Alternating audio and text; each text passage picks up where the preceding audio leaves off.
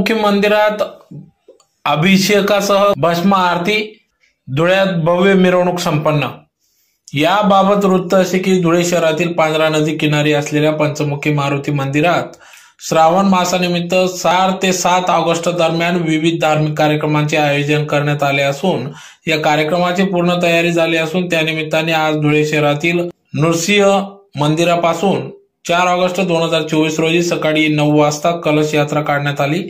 सदर कलश यात्रा आग्रा रोड श्री स्वामी समर्थ केंद्र मार्गे पंचमुखी हनुमान मंदिर या ठिकाणी या कलश यात्रेचा समारोप करण्यात आला। तर 5 ऑगस्ट रोजी हर नारायण अभिषेक, तुलसी अर्चना, पुष्पार्चन, चंदन अर्चन, हर नारायण याद आदी धार्मिक विधी या ठिकाणी पार पडणार असून 6 ऑगस्टला भस्म आरतीनंतर 56 भोग कार्यक्रम संपन्न होणार असून याचा लाभ सर्व भाविक भक्तांनी घ्यावा असे आवाहन मंदिराचे विश्वस्त शिवप्रसाद सत्यनारायणजी शर्मा यांनी आवाहन केले आहे।